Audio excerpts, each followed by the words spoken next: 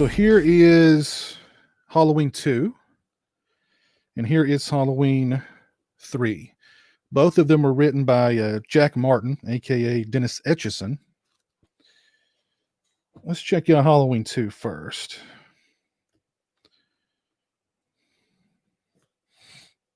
See if there's a prologue here. Yep, there's a prologue. Ooh, and there's also photos from the movie. All right, here's the prologue to the Halloween 2 novelization. It was that time of year when the days are short and the shadows are long, when the earth tilts still further on its axis and the seasons hang suspended between autumn and winter, when the very light seems to change and colors deepen mysteriously. You know what it's like. The morning sun arcs away across the sky. The afternoon rushes impatiently toward dusk, the cutting edge of darkness like the blade of a sundial. Oh, a sundial. Maybe I am a little drunk. Let's start that over again. The morning sun arcs away across the sky. The afternoon rushes impatiently toward dusk, the cutting edge of darkness like the blade of a sundial pointed and turning under eaves and porches.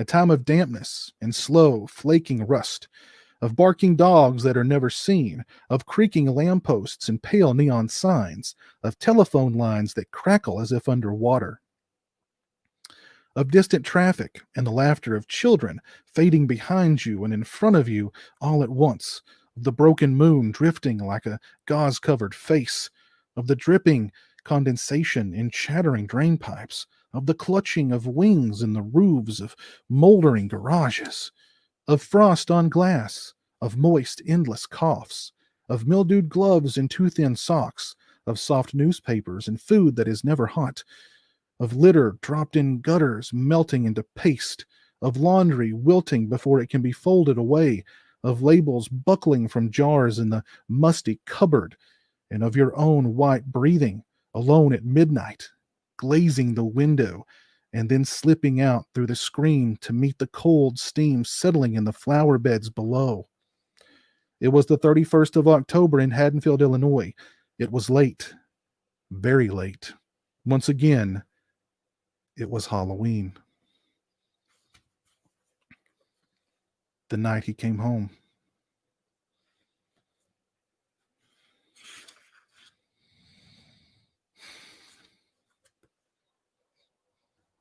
Yes, indeed. Let's check out the prologue to Halloween 3, Season of the Witch. Thank you, Eric, for becoming a channel member. Appreciate that, sir. Have I seen how much Sleepaway Camp 2 and 3 Blu-rays are going for? Yes. I have indeed. Yes, they're not cheap. What's funny is the Sleepaway Camp, the first movie, is still in print, I think. But 2 and 3 are no longer in print. And they're going for crazy money online. Thank you, Eric. All right, so let's check out the prologue for Halloween 3, Season of the Witch. This is funny. Dennis Etchison wrote this book under the Jack Martin pseudonym, but then he dedicated the book to himself. It's odd. All right, prologue, Halloween 3. Oh wow, this one's pretty long. Yeah, this prologue is really long. We may not read all of it. Here we go. Chalice was dead. Wow, what a way to start. Chalice was dead. 8 more days to Halloween, Halloween, Halloween. Children's voices drifted into the room, thin and tinny, sinuating from the corridors into the bright lights, bouncing off sterile walls and ringing like beaten silver over the bowed head of the man in the white lab coat, which, of course, did not move. 8 more days to Halloween.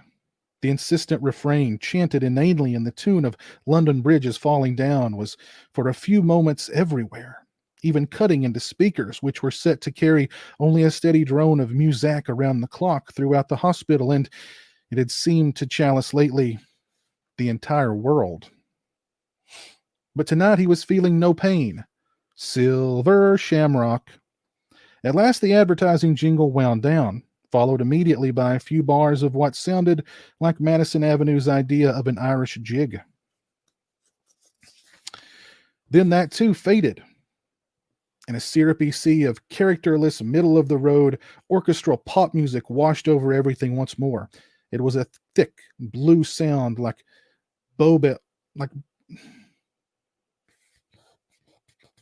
some kind of smudge on here. Like bells muffled by fog, and it fell softly on the ears, demanding nothing but passive consumption. On a night like this, even Chalice might have found it soothing. It was the music of merciful oblivion. Chalice was slumped forward, his forehead distorted against the ersatz wood grain of a table in the staff lounge. There was no one else in the room. In the distance, a bell was ringing dully. There was the creak of a stainless steel cart wheeling through the halls. Somewhere the squeak of rubber soles on polished floors, followed closely by clipped, efficient voices, as brittle and cold as window glass, and the thumping of doors opening and closing in another part of the building. At this hour, just before the majority of the hospital staff changed shifts after dinner break, no one had found him yet. Chalice could not have planned it any better if he had tried. Above and in front of him hung an institutional TV set. The sound was off, a badly adjusted picture rolling from top to bottom like an out-of-control microfilm scanner. Nothing else moved. Now, however, there was a new sound, an electrical buzzing. It came from the lighting fixtures, as if an insect were trapped within the panels of the ceiling. The buzzing continued for a few seconds. Then suddenly one of the neon tubes sizzled and flickered out, as though dark wings had settled over the part of the room. Outside the windows there was a blinding flash. Instantly the other lights shut down. The fluttering TV picture popped and shrank to a tiny point, a single glowing eye receding rapidly away down a tunnel, and gone. The lounge was plunged into darkness. Rain scattered against the windows, illuminating from behind by headlights in the night. Drops clung to the panes, suspended there, and seemed to turn, each an individual lens reflecting cars that passed on the road, then quickly flowed together and ran down the glass in sheets as the landscape blurred. The first crack of thunder hit. It shook the walls, and the cold fluorescent tubes vibrated back to life. The squares of the low ceiling brightened in no particular sequence, flicking back on in random order until the overhead checkerboard was complete. In the peculiar strobing, Chalice's arm appeared to twitch on the tabletop. His head seemed to raise uncertainly an inch, 2 inches. A running in the halls. The door burst open. A nurse stood there, hands on hips. She hesitated before coming in all the way. She was on the downhill side of middle-aged, resignedly overweight, and wore the perpetual expression of a woman who has seen enough of all the wrong things to last 2 lifetimes. "Doctor, you all right?" She paused, glanced back at the commotion in the hallway, and came to a decision. She took 2 more steps into the lounge. "Is that you, Dr. Chalice?" Her face relaxed a bit. "How did you like the fireworks? Another one of life's little tests, a power blackout, wouldn't you know? As if we didn't have plenty to worry about already. That old emergency generator kicked in, praise the Lord. But I don't know how much longer Mr. Garrett can keep up. Dan, are you all right?" She pursed her lips and crossed the room. "Poor man, working too hard, same as always." She sighed wearily. "Well, it's that way for everybody these days, I reckon. Seems like the last times, doesn't it? You look like you're dead to the world." She reached up and twisted the knob on the TV. The picture steadied, but immediately broke up into a swirling vortex of snow. She slapped the side of the cabinet. The picture pulsed into temporary focus. It was the 7 o'clock report with Robert Mundy, the local plastoid TV newscaster. She adjusted the volume. And later in tonight's special eyeball to eyeball segment, Trina will show us how to make a bright and breezy repast of a flair by dressing up a card table. And we'll have the latest on that unusual case of vandalism over in merry old England. But first, let's pause for this important message. Let's see, how much longer is this? This is a really long prologue.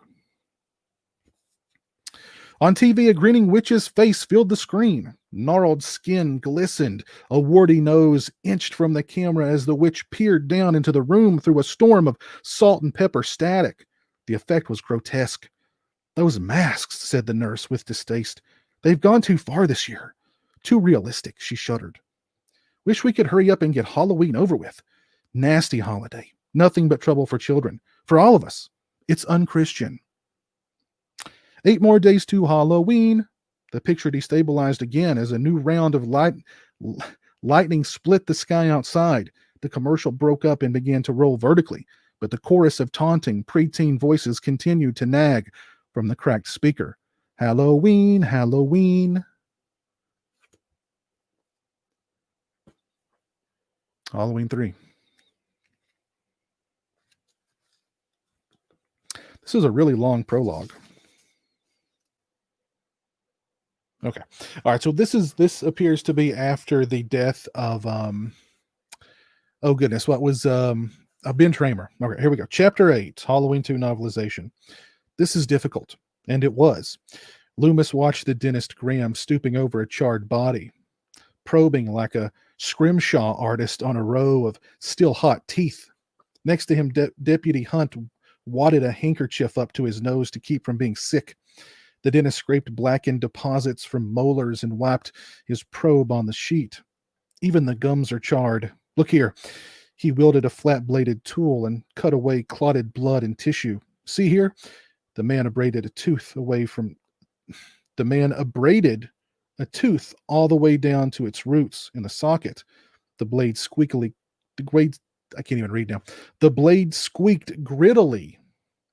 No feelings. Loomis's nostrils flared. Even the air conditioner and the blowing scent of green soap and formaldehyde could not mask the stench of boiled entrails and rank organs. He's young, said the dentist. He excised a crisp strand of jaw muscle, and laid it in the pan like a burnt anchovy. Maybe 17, maybe 18. Loomis said Michael Myers was 21. A positive ID means we check x-rays and dental records. Graham looked up. His scalpel slipped and skittered up the skull to where the nose had been. The blade caught in the sharp edges of the burned-out cavity. A last remaining squib of gristle broke off from the skull and rolled into one of the drainage holes in the autopsy table. Nasty. That will take hours, said Loomis. No other way to know for sure. I'm sorry. Graham smiled helplessly at Loomis, showing his teeth, and adjusted his eyeglasses with a sooty rubber glove. We haven't got hours, Loomis paced, seeing the scales for waiting, the jars of preserved kidneys and intestines, the plastic bags full of tagged appendages. On top of a purring refrigerator, a floating brain segment shivered like molded gelatin. Listen to me. His voice rose with fatigue. We've got to assume that Michael Myers is still alive. There was a clacking in the hall. The door swung wide and another patrolman approached the deputy Hunt. Hunt diverted him from the table. Everybody goes back out. But we just closed it up, said the patrolman. I want to sweep from Chestnut South to the bypass. Every street, every house, every backyard. The patrolman held out his hands to object, but thought better of it. Hunt's eyes were red, but unblinking above the handkerchief. All right, you got it.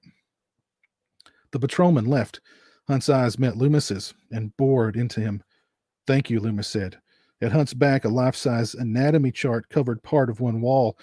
Loomis saw the graphic veins and arteries that flow in infinite complexity throughout a human being, each delicate connection originating from something called the heart. As small and nondescript as that organ was, it dominated the entire picture and seemed to give the pattern meaning. Hunt lowered the handkerchief, his eyes never leaving Loomis. I knew Annie Brackett, he said with difficulty. The other kids, too. And now there may be another boy lying on this slab here who died because of you. So don't thank me, Doctor. Just help me find him. All right, said Loomis. But the deputy had already left the room. Loomis can never get a break, you know. Can never get a break. Loomis tried... If they would just listen to Loomis, Michael would have stayed in the hospital for the rest of his life. It's not Loomis's fault. Oh, man. No wonder Loomis was so pissy and like burnt out and crazy by the time part 5 rolled around. Everybody blamed him for everything. He was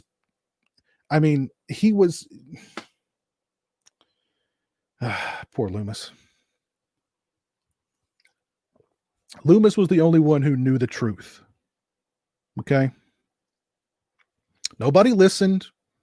Then people died, and then they blamed Loomis.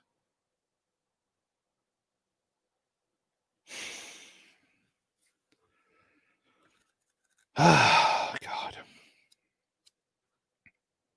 You know what Loomis should have done? Loomis should have threw his hands up and been like, okay, you go get him, jerk. I'm going home, wherever that is. You take care of it, Chief.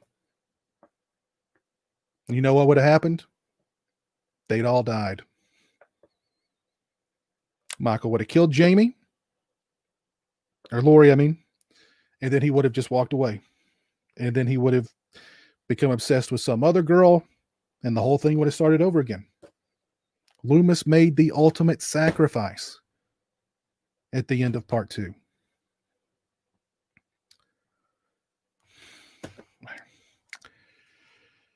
They probably still blamed. I bet when the hospital was burning to the ground at the end of part 2, they were like, damn Loomis. He blew the hospital up.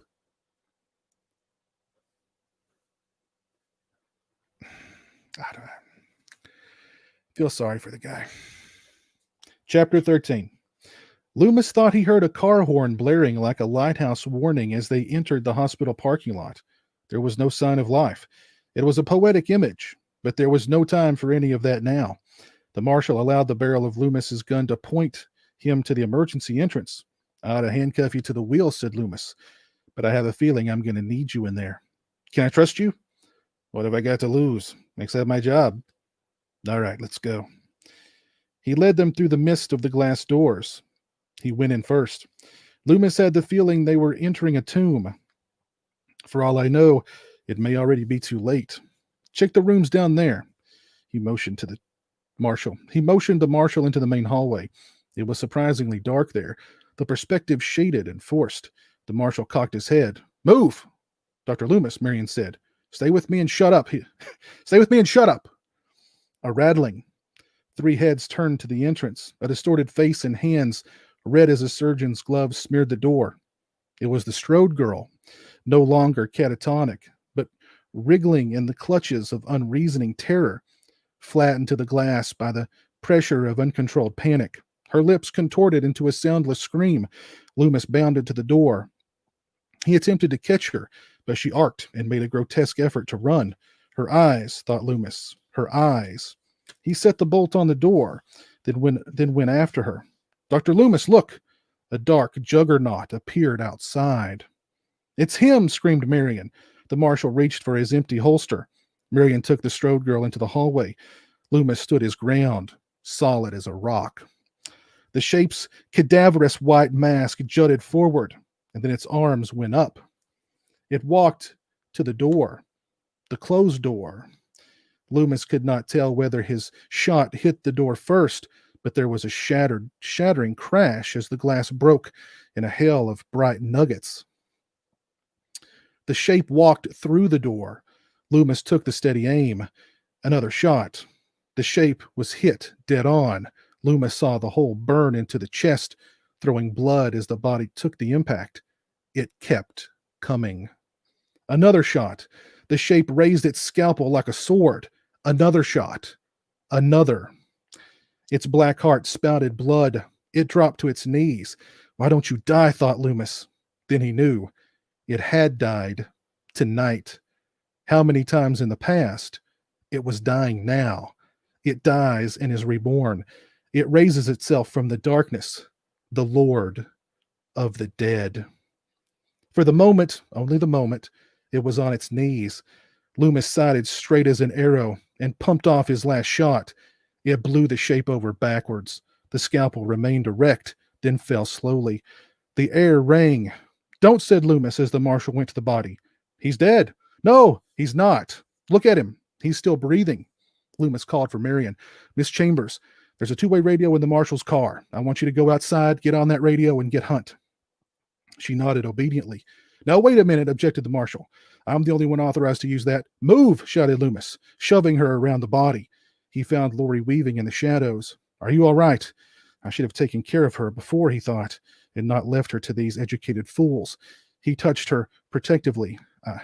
I'm sorry I left you. She seemed not to comprehend his words. It's all right, he told her.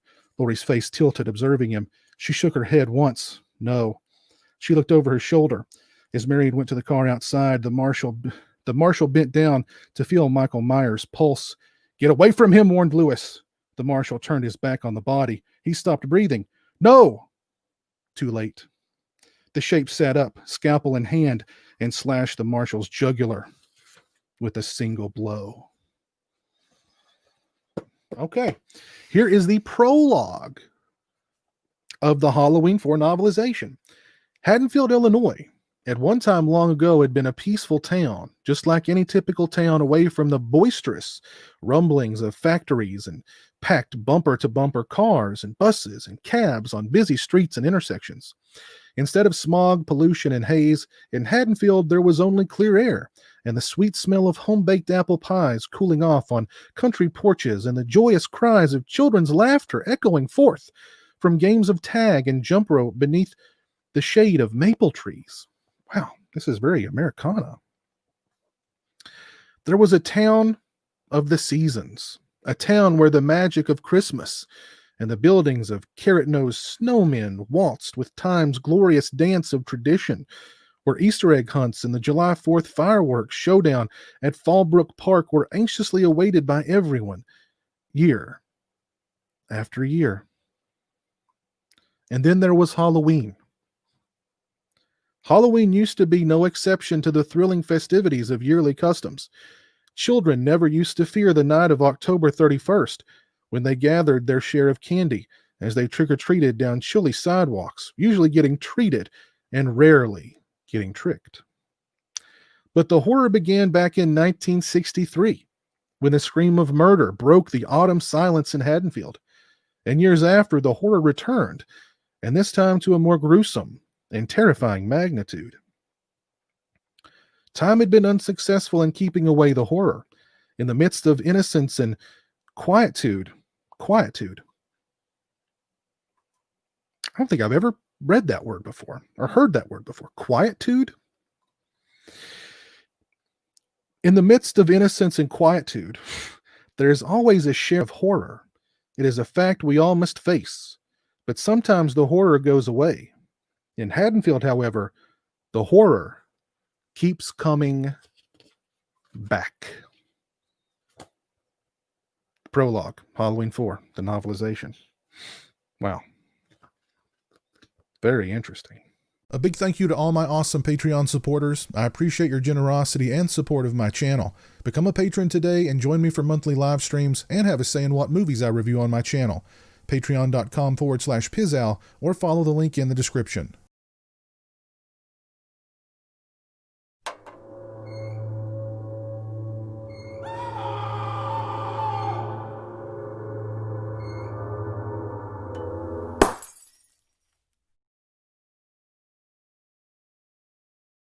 Say hello to the internet, Jeremy. Hello to the internet.